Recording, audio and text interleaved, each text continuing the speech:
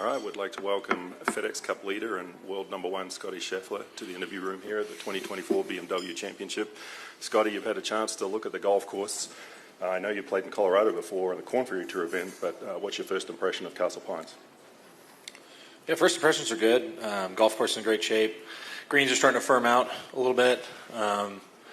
I think they could get it really firm if they wanted to. It just depends on what happens with those, kind of evening thunderstorms you have a tendency to get here. But yeah, golf course is in good shape. I think it'll be a good test.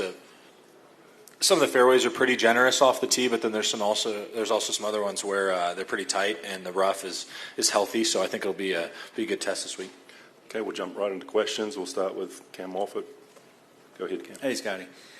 You play for some pretty big trophies between the majors and the Players' Championship and the Ryder Cup and the President's Cup and now the FedEx Cup. How would you characterize or sort of categorize the FedEx Cup in all of that?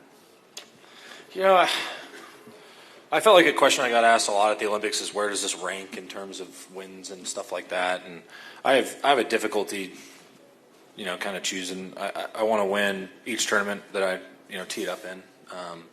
Being able to win out here is really special. Anytime you can accomplish that, it's very difficult to win out here on tour. And I think the FedEx Cup is also really challenging to win, just because you got to play really solid golf all year, and then you got to play amazing golf. These last 3 weeks, you can't limp your way in to winning the FedEx Cup. And so, I think really it's just I think a lot of good competition throughout the year, and it's hard to rate which ones would be better than others. And so I just love coming out here and competing, and it's one of the great joys of my life, and it's something that is a lot of fun for me, and I'm looking forward to doing that another couple of weeks, and then defending our President's Cup trophy in about a month. Okay, we'll go to Ryan and then across to Dan. Scottie, for us regular folk who don't have access to TrackMan and other devices, can you explain what your process is for determining exactly how far your shots are going when you're at altitude?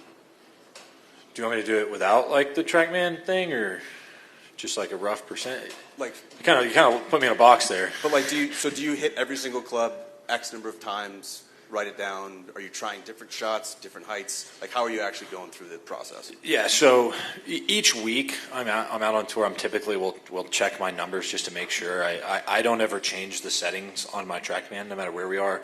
Teddy has a way of that I'm not going to divulge, because I think we do a really good job of making sure we're pin high a lot, kind of no matter what the conditions are, and that's something that I rely on him pretty heavily for. And so this week, he's doing a lot of the math, and we have our numbers and how far the ball goes here, and we still have our numbers at home, and so we have two ways that we're trying to do it, depending on the shot, just to where I know that I can get comfortable with the shot that we're trying to hit. And so some of that is I have a stock number of what the club goes here, and so if my 8-iron goes 165 at home, let's say it'll go low 180s here or something like that.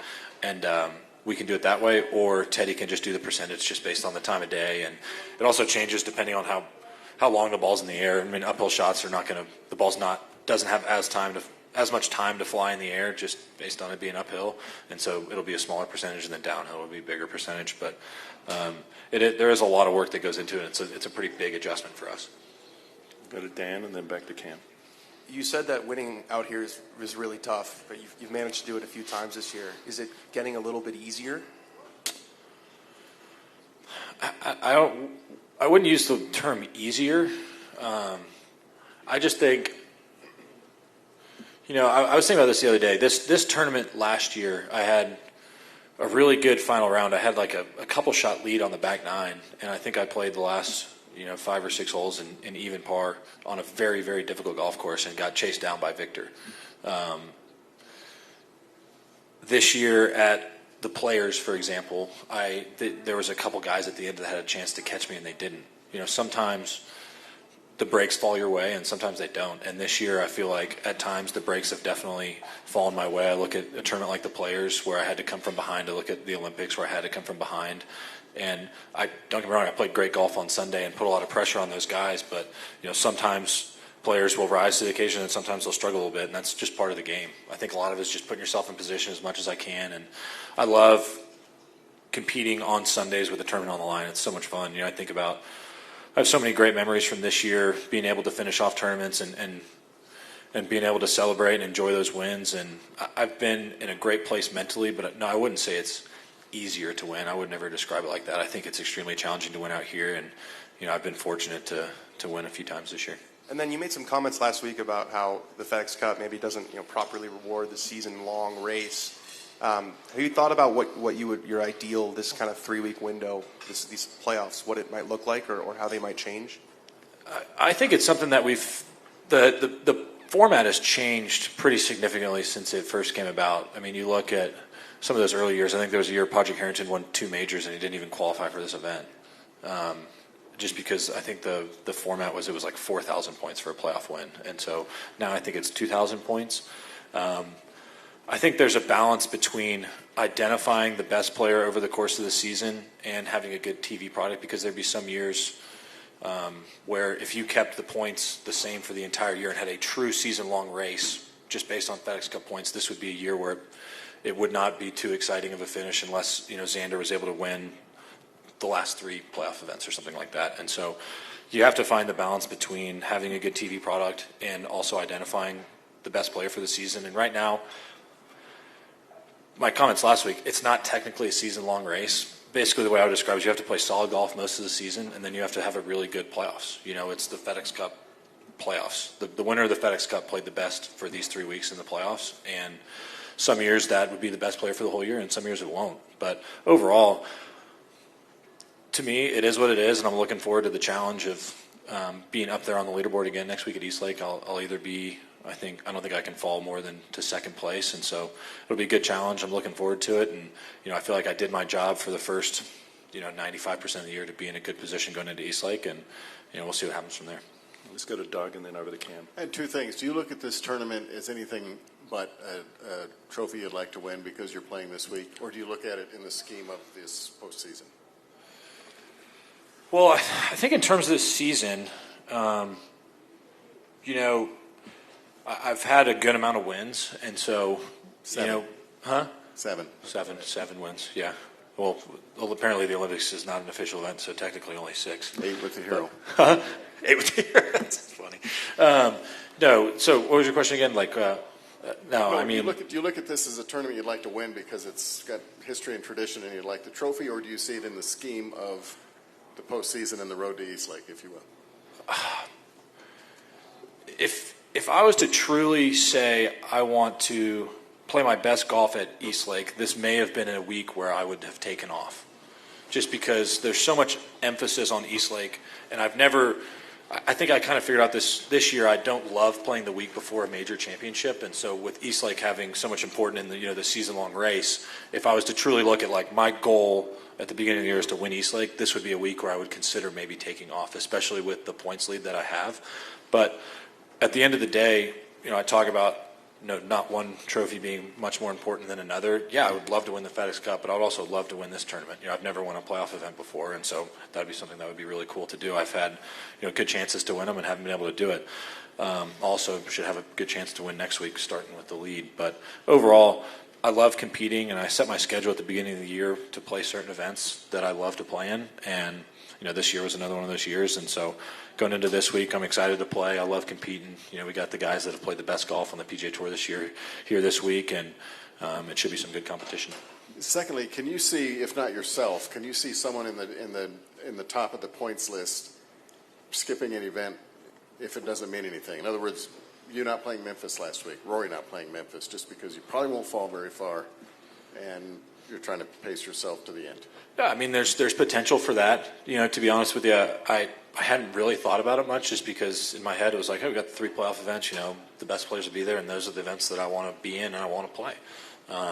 You earn your way into these events through great play throughout the year, and like I said, this week we're playing against the guys that had the 50 best guys on the PGA Tour this year, and so it's going to be great competition. It's going to be a lot of fun, and that's what I love about this game. I don't play it for money or anything like that. I play it because I love to compete, and that's what I'm here for this week, is to compete and do my best.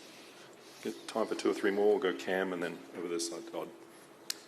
Hey, Scotty. Xander was saying that he got to know you a little bit more at the Olympics, the fact that you guys were on the same team and kind of commuting back and forth to the course and so forth. I was wondering whether you felt like you got to know him a little bit more, and then also, do you remember the first time you ever came across Xander Schauffele, and what your impressions were?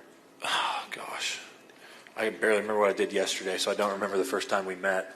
But I will say, like, playing the team events are so much fun, but when you have 12 guys on a team, you don't spend as much time just because you kind of get put into, groups where you might play. And Xander and I have never partnered up in an event before.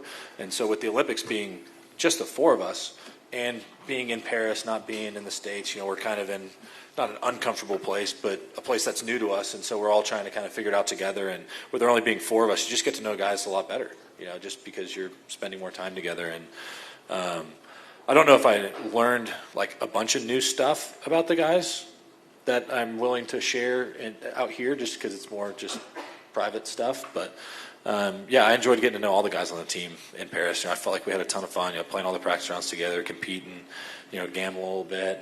And, it was a fun week, I think, for all of us. We'll go this side. Scottie, when you've mentioned how hard winning is a couple times during this press conference. When you reflect back on this season, the 7 victories, are you at all surprised by your success? I don't know if surprised is the word that I would use, but I think I'm very grateful.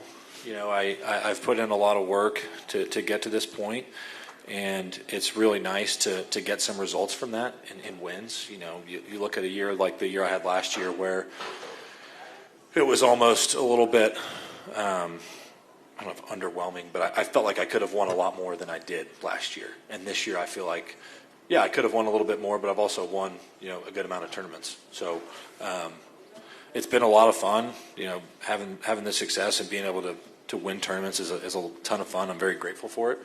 And, it's been a pretty fun year overall. Front left here. Scottie, you look at an 8,100-yard course. That's a big thing in and of itself, but doing that at elevation, that's got to be grueling. How are you acclimated to that? How do you think you'll be ready for the challenge that just walking a long course at this elevation will present? Yeah, so the elevation stuff, I think, oddly enough, the vacation we went on kind of mid-July or beginning of July, I can't remember exactly when it was, we went to Telluride, which is a little bit higher than here, and the elevation got to me a little bit, and so I'm kind of glad I got it out of the way then, just because I have struggled with it from time to time. Like Mark said, I played tournament on the Corn Ferry Tour here in Colorado, and then we also played in Bogota, which is some pretty extreme elevation there in Colombia. And I remember, sleeping really bad the first few nights. You have really weird dreams, and you wake up in the middle of the night feeling like you can't breathe, and just weird stuff. And so I feel like that experience playing at a little bit higher altitudes has kind of helped me adjust to this week where, when I was working out in the gym yesterday, and I was definitely getting out of breath a lot faster than I would at home, but I feel like I'm doing a good job of getting adjusted. And then, the number stuff is something that we've had a system that has worked decent over the past few years, and, hoping it continues to work this week. 2 more quick ones to wrap up. We'll go Ben and Adam. Scottie, you mentioned friendly wages with guys in practice rounds. Could you tell me the go-to format that you have been going with, and are you as dominant there as this year as you have been on the course? It's funny you ask that. It's usually always a best ball match play just because it's a practice round. You're not, like, if somebody hits it in the water, you're not going to be going back there being like, okay, well, it crossed here, and so you got to actually go back to the tee just because I might make bogey here. So it's more just match play. And I played Sam and I would play a lot of practice rounds together, but he would smoke me at the beginning of the week. It just would abuse me, and so I started taking him as my partner, and we've been a lot better since I took him as my partner. And so we'll usually 2-on-2 matches, or if it's just Sam and me going out, we'll play a little 1-on-1 match. And I think it's a good, loose way to start the week. Like this week, Sam and I played Justin and Max on Monday, and it's just fun. It's a good time with your buddies. The beginning of the weeks are typically more relaxed, and get to have a good time and cut up and talk a little bit about course strategy and things the guys are working on. It's just a lot more of a relaxed atmosphere to spend time with your buddies. And we all love competing and want to beat each other, but at the end of the day, it's just fun going out to hang out and just screw around for a couple days. Adam, last one for Scottie before we let him go. Scottie, Billy Horschel, when he was in here, said that some years he hasn't voted in the Player of the Year because it's too hard of a decision. I'm just wondering if you've ever not voted or felt that way. I believe I voted each year. I definitely had the intent to vote every year. I'm typically a poor communicator over the phone, so I'm not going to sit here and say that I definitely voted every year because there's definitely some potential that I thought that I did and didn't do it, kind of like responding to a text. But, I think I voted every year. Have you voted for yourself, or is that a weird thing? Yeah, that's a good question. I don't think I've voted for myself. That maybe I haven't voted in the past couple of years when I felt like I had a chance to win. I think maybe I didn't vote then because I don't think I'd vote for myself. But maybe I'll ask the player relations guys and see if I voted the last couple of years or not, and see if they'll tell me if I voted or not. But just thinking of what I would do this year, I think since I'm in the running, I probably would just refrain from voting. I think it'd be a bit weird to vote for myself. All right. Scottie, thank you. Good luck this week. All right, thanks, y'all.